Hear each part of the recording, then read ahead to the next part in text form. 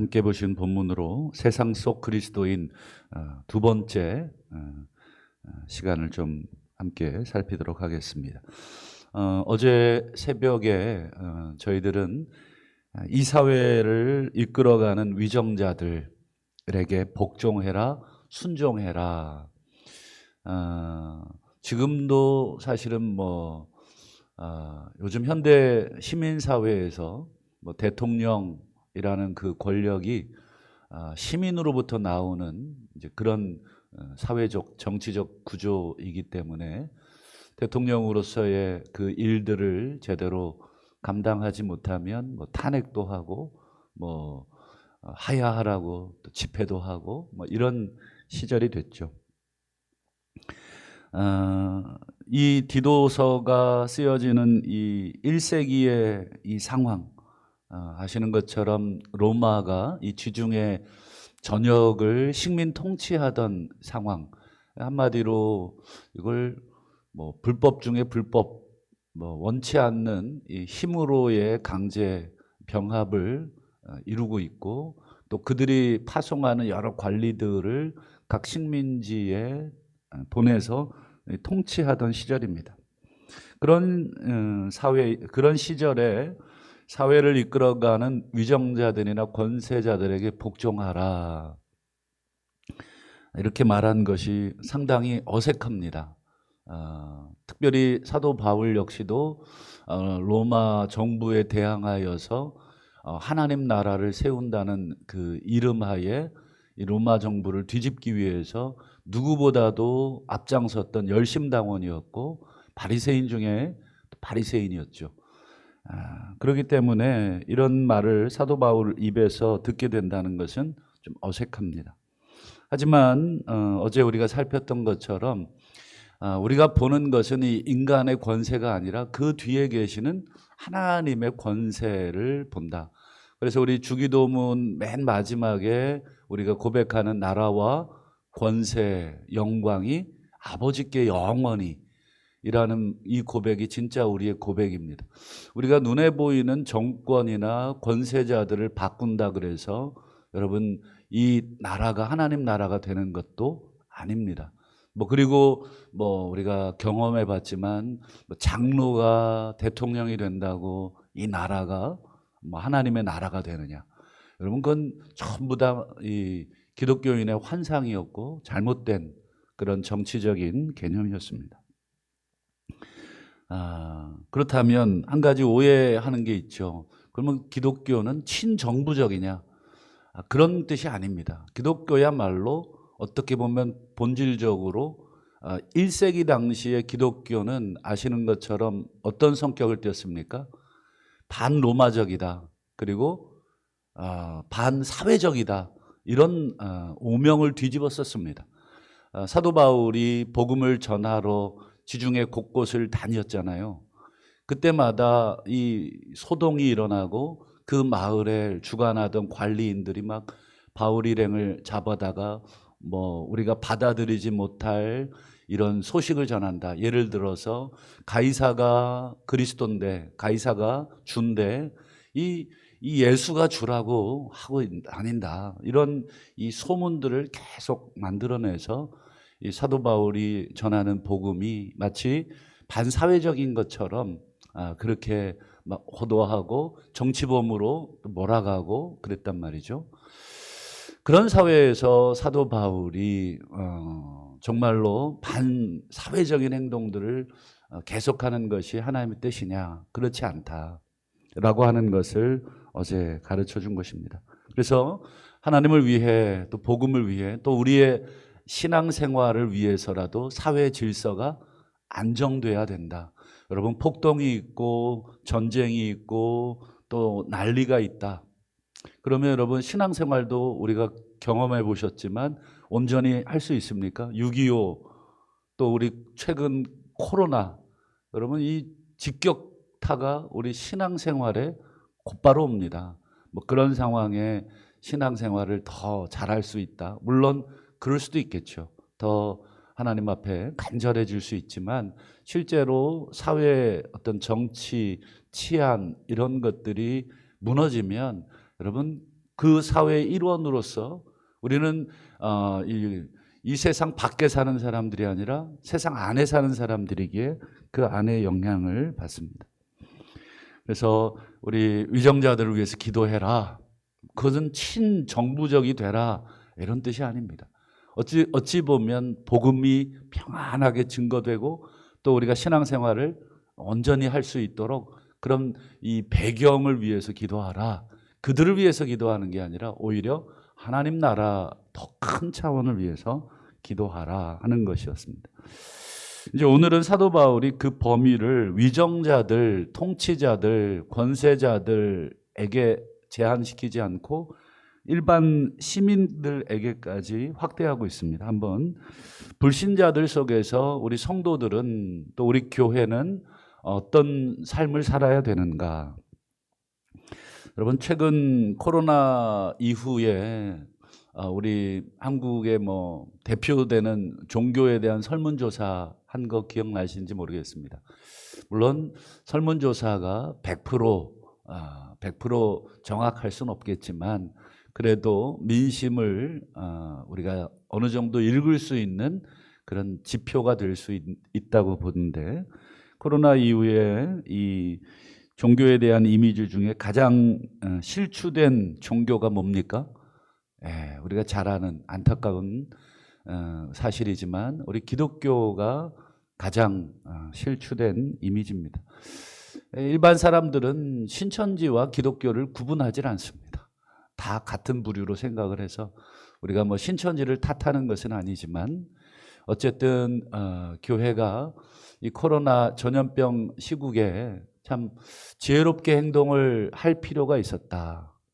물론 예배가 중요하지 않다거나 또 예배를 안 드려도 된다거나 정부의 공권력이 종교적 어떤 그런 부분에 있어서까지 이 영향력을 미치는 것에 대해서 우리가 그냥 그대로 있어야 된다는 뜻은 아닙니다.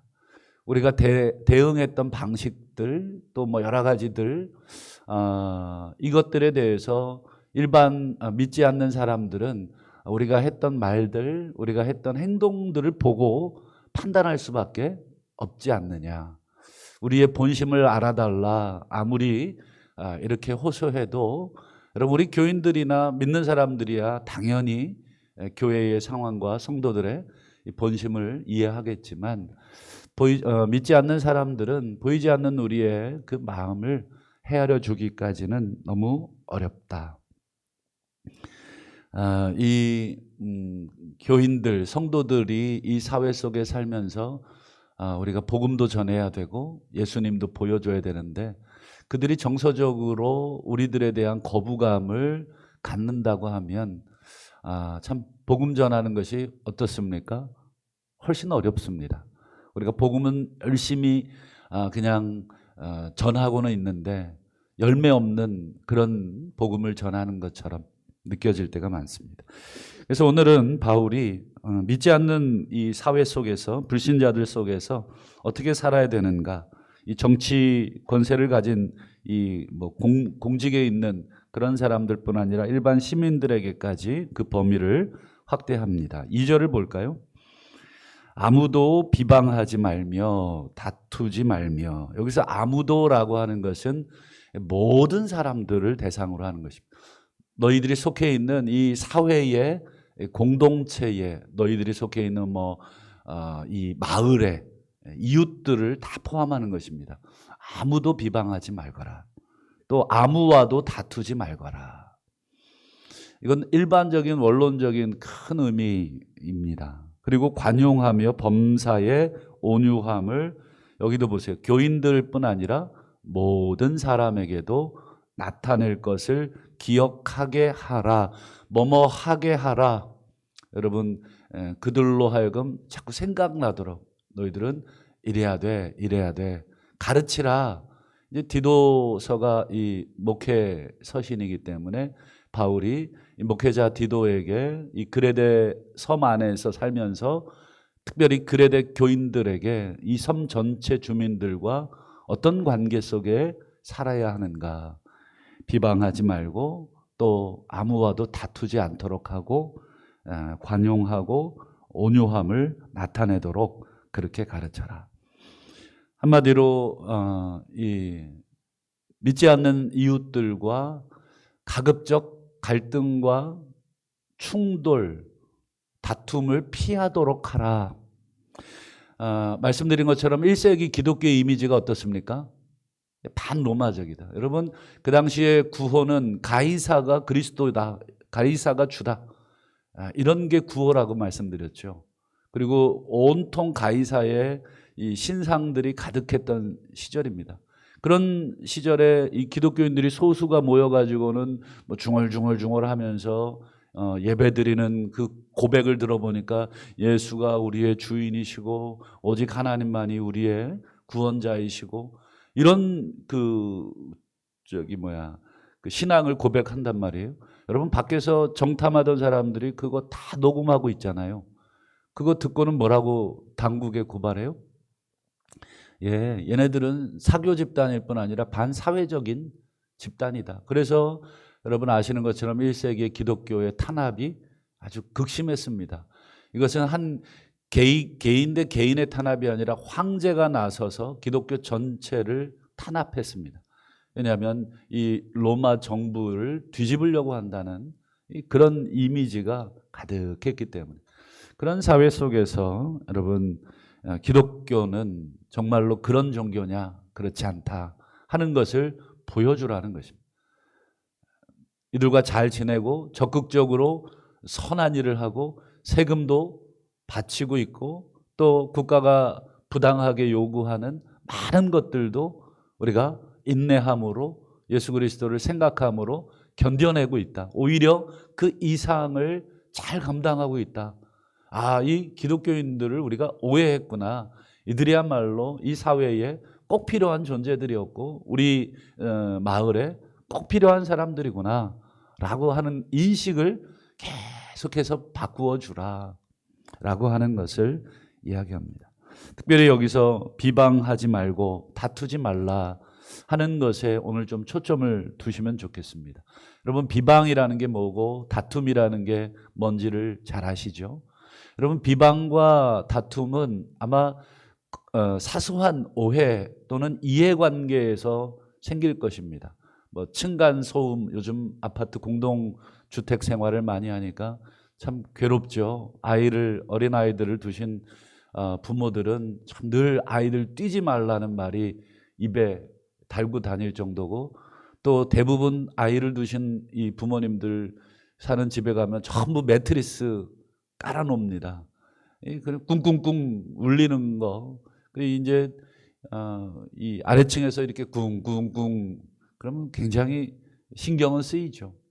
그러다 보면 뭐 이웃 간의 다툼, 뭐 쓰레기 문제, 또 뭐 청소 문제, 또 여러 가지 문제들로 여러분 이웃과 얼굴을 붉혀야 할 때가 있고 또 시시비비를 가려야 될 때가 있죠. 근데 오늘 사도 바울은 비방하지 말고 다투지 말라. 시시비비를 가리는데 여러분 표정으로만 가립니까? 얼굴 막 이렇게만 막 인상 쓰고 막 이렇습니까? 대부분은 어떻습니까? 표정과 함께 말을 하게 되겠죠. 말을 통해서 시시비비를 가립니다. 그러니 모든 비방과 다툼은 말로 아주 번지게 되고 말로 커지기도 합니다.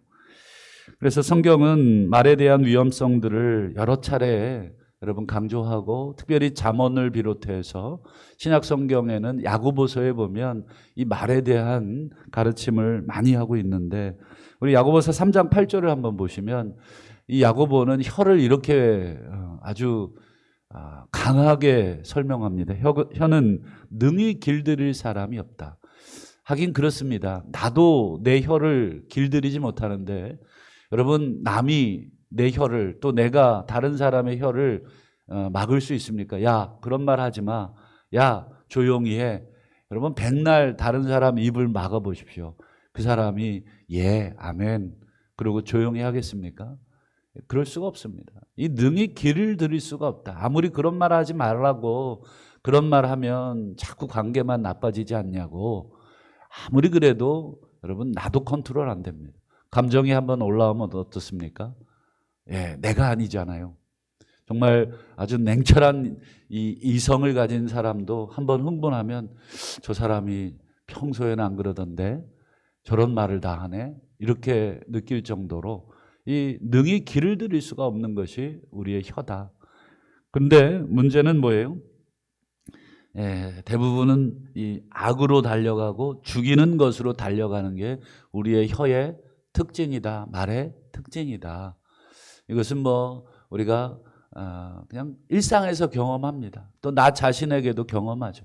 내가 어제 하루 내뱉었던 말들을 한번 곰곰이 되짚어 본다면 참 얼마나 악한 말을, 그리고 죽이는 독과 같은 그런 말들을 많이 내뱉었는가 반성하지 않을 수가 없죠.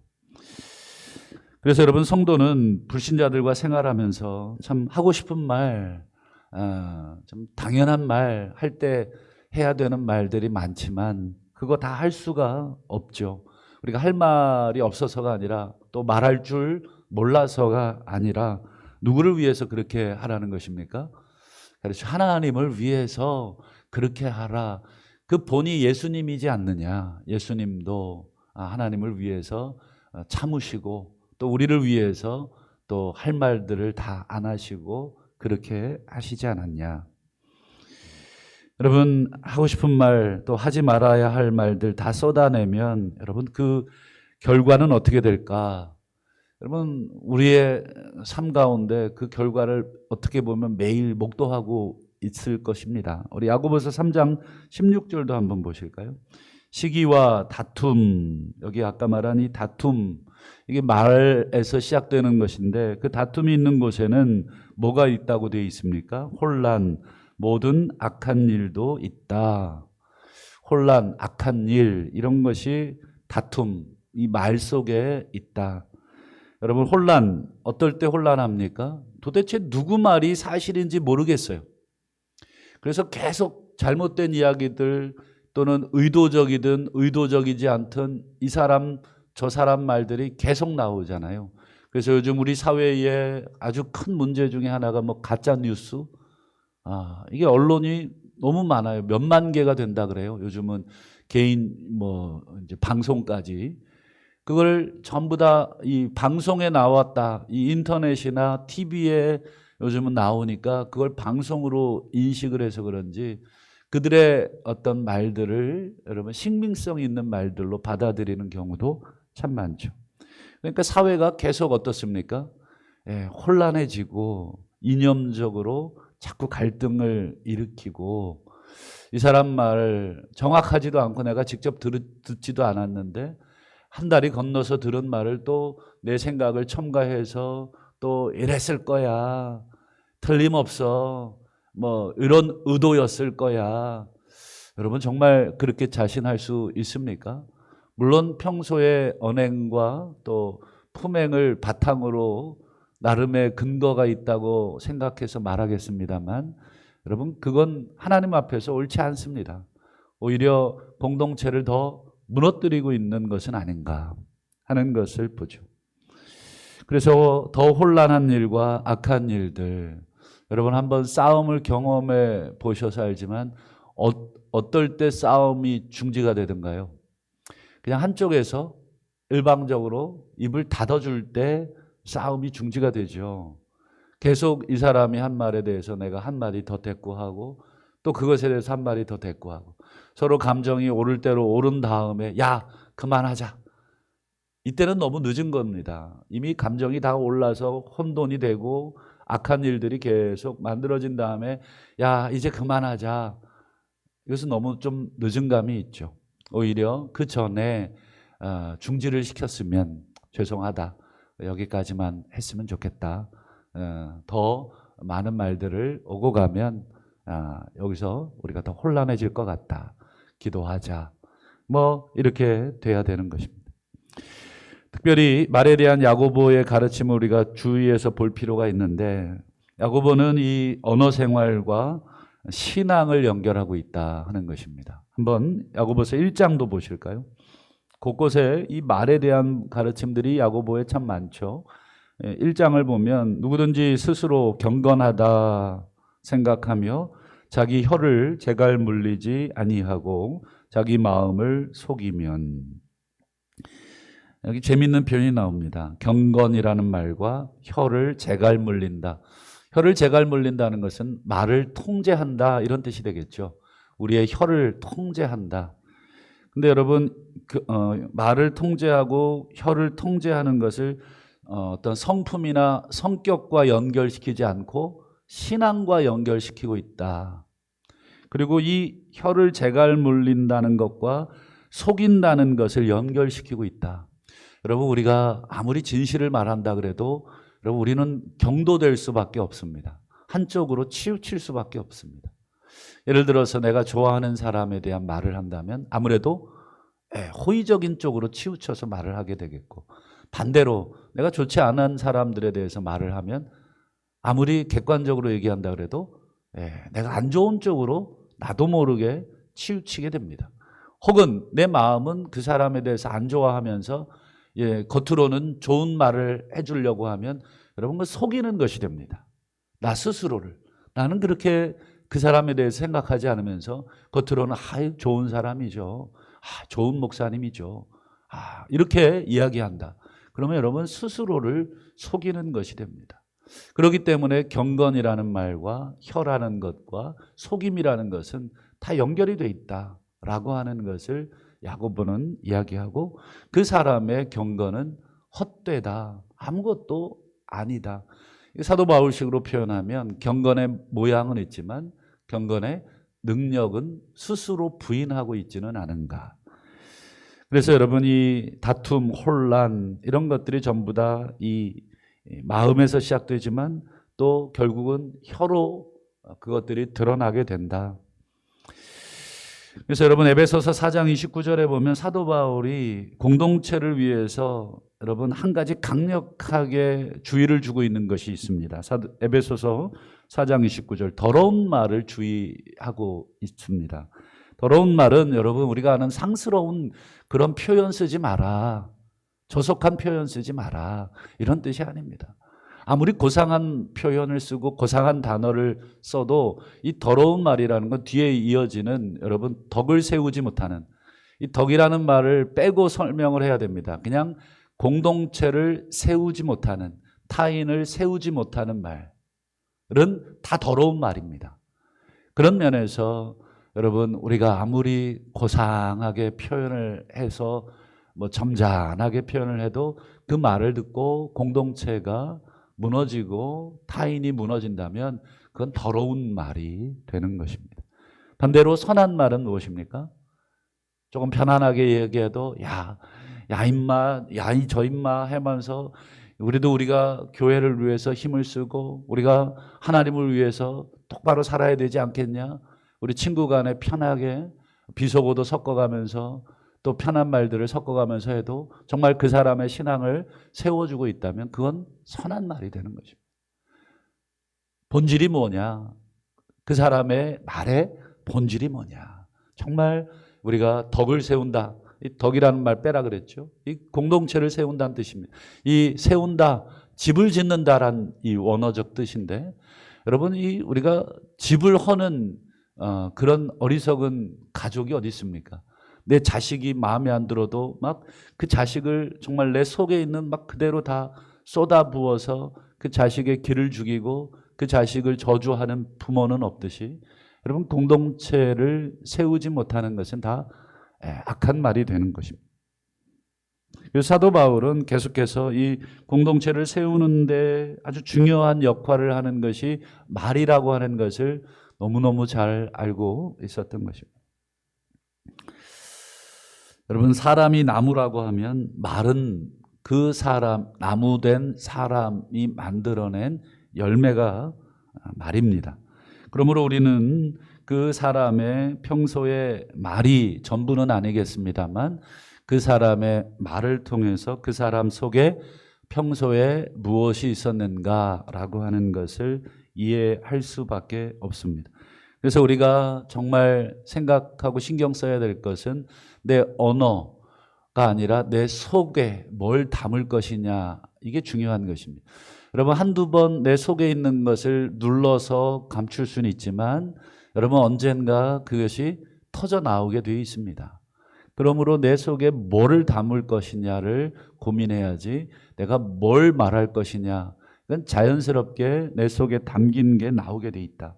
그건 예수님이 이미 말씀하셨는데 마태복음 12장 33절과 34절을 보시면 열매로 나무를 안다. 열매는 뭐고 나무는 뭐냐? 열매는 바로 입으로 튀어나오는 것이고 나무는 마음속에 있는 것이다. 마음속에 가득한 것을 입으로 말함. 즉 결과물, 입으로 말해진 결과물은 그냥 나오는 게 아니다. 결국 속에 평소에 어떤 생각을 그 사람에 대해서 가지고 있었느냐, 이게 결국은 튀어나오게 돼 있다. 그래서 이것을 평소에 잘 다스려야 한다.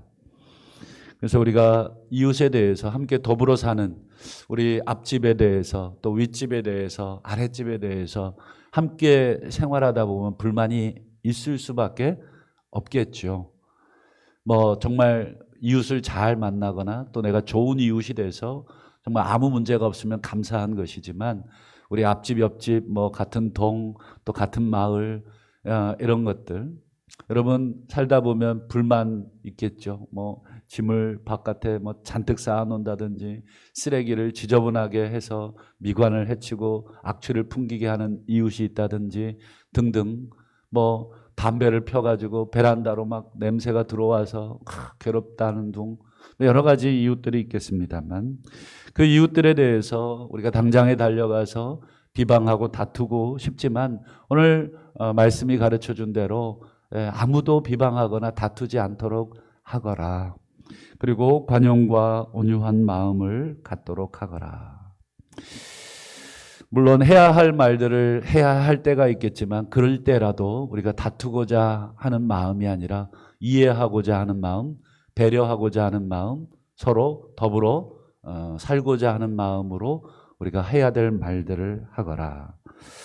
끝으로 야고보서 3장 18절 말씀을 보겠습니다. 화평하게 하는 자들은 화평으로 심어 의의 열매를 거두느니라. 화평을 심어야 의의 열매를 거둘 수 있다. 우리가 더불어 사는 이웃들입니다.